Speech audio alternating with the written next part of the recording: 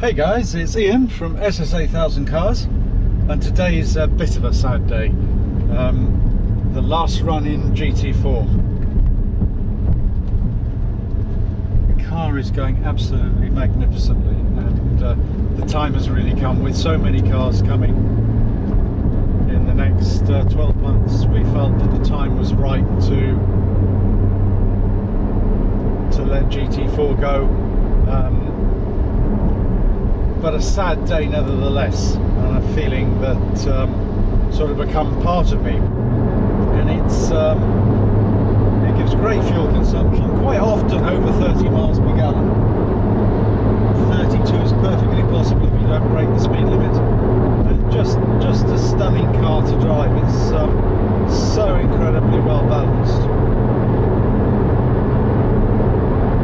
Close ratio gearbox. So we're in 6th, but even in 6th we're still doing almost 3,000 revs at 3,000 revs about 76.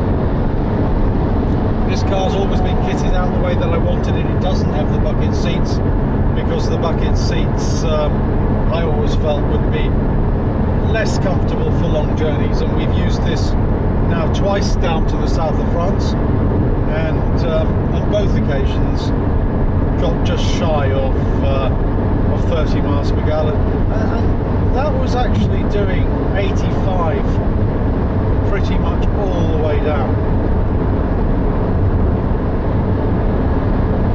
Had it on the track last week at Castle Combe, and just to remind me how wonderful a handling car this is. The balance is just epic, and it was staying ahead of the Kawasaki's that were actually meant to be going round the circuit.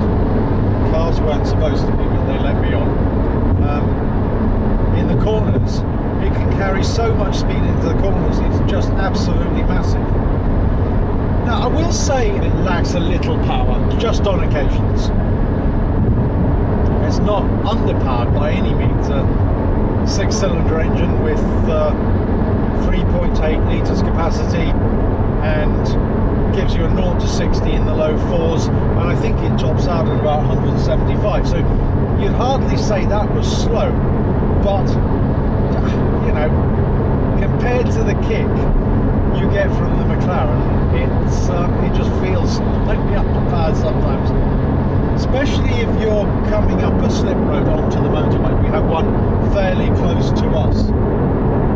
Just seems to take a second or two to get into its stride. But again, it's a naturally aspirated engine. And the noise it makes is just completely epic. It's just fantastic. And I haven't touched the exhaust system. And I had intended to put an aftermarket exhaust system on it after I got it, but when you push the loud mode, it makes a great noise. And I'm really impressed with this car overall. It's very comfortable, certainly with the comfort seats. Obviously, I think in a car like this, half of your mind is on keeping it as light as possible.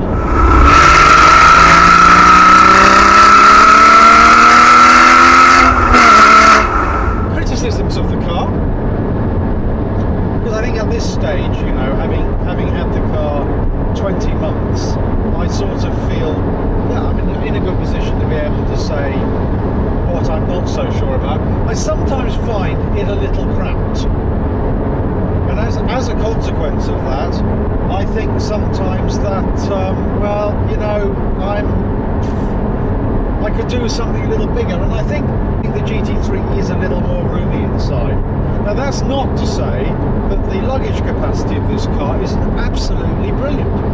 We went down to the south of France, we were away for almost a month, took all our stuff without having to buy stuff down there or having to clean on a regular basis, although I will admit at the place we do have a washing machine and a dryer, so that makes life a little easier. But it took all the supplies that we needed for the trip, and of course it's got two boots. It's got one behind effectively the mid-engine, which is right behind my shoulder, and the other one is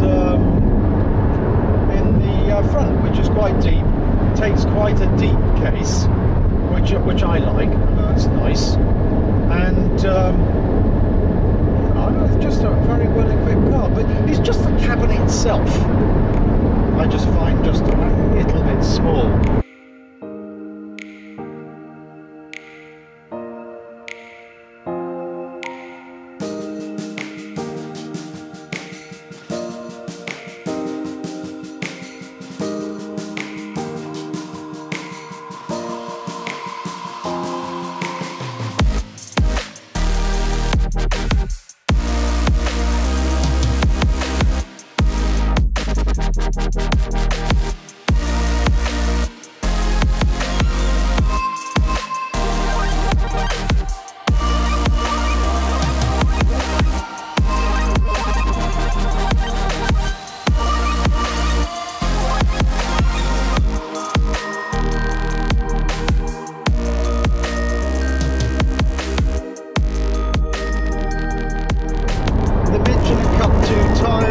Sometimes they can be a bit skatey on icy roads, but what else do you expect? They're sort of meant to be a combination of road and race use.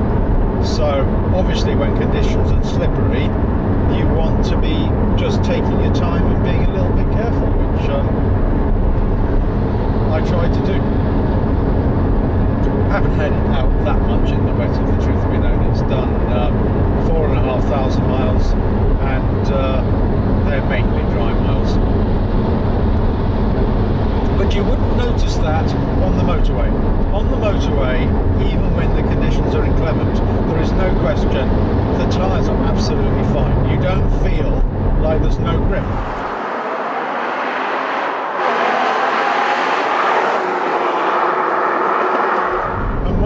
Things I love about this car, unlike some of the SUVs I've been driving, it doesn't get blown around by the wind. So this morning, when I was coming down onto the M4, literally there was a gale blowing. The heavens opened up, absolutely huge gusts of wind. The car's absolutely incredibly planted, and that's the same at 100 miles an hour.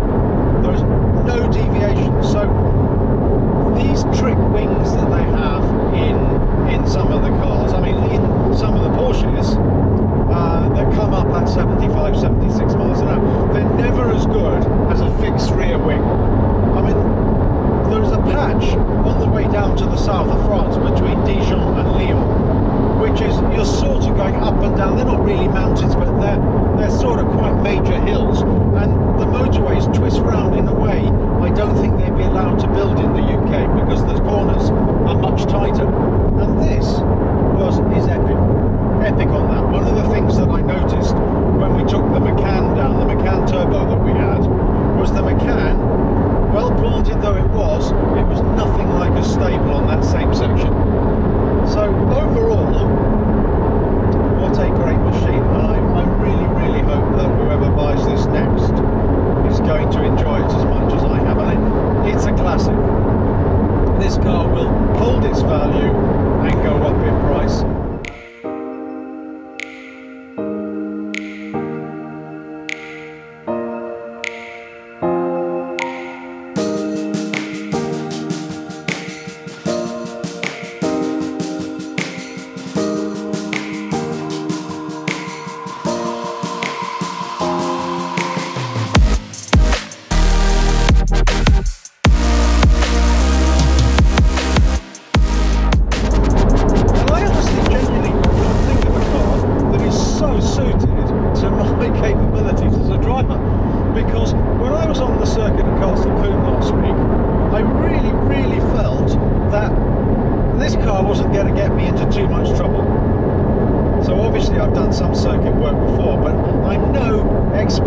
Whatsoever, and you know, there are a couple of guys down there on bikes who, I mean, I appreciate two wheels is different to four, but you know, they were pushing everything, whereas I was just managing the car within the capabilities of the car, making sure that the speed got scrubbed off before the corner. So sometimes might have gone into the corner a little bit slowly, but then applying the power early in the corner, which you can do in wheels. Actually, even just as soon as you feel like the wheel is adjusted the way you want it for the first part of the corner, you can floor it. And it's just so benign, it's just so easy to manage, even if you do get slippage coming out of the corner. Now I have to say, I didn't switch the electronics off, so in a sense, these days, with the way that they are, you don't always know whether it's you managing the slip on the car or it's the car managing the slip. But I had great fun, and I could carry more speed through the corners than a superbike. No question of it at all. Now, the superbikes monstered me on the straights, but in the corner and braking for the corner, I was able to make up, in some cases, 100 metres. Just extraordinary.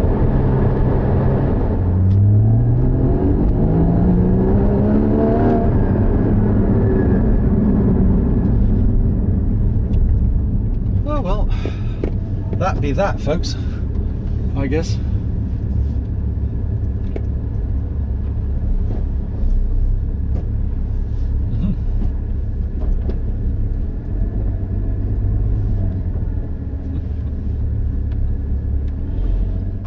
Well, hi guys, Ian and Chris at SS8000 Cars. It is a sad day, but we're here. Chris is devastated, as you can probably see. Beautiful day. The journey down here, as you will have seen, wasn't anything like as nice as that. Oh, do I see a Ford GT in Dick Lovett Ferrari garage just across the road, right next to a McLaren 675 LT in green? Not my favourite colour, but it's still a couple of devastating cars there. And here, as you can see, we've got a Turbo S, which is a pretty incredible machine as well. Alright guys, well listen, signing off. See you later.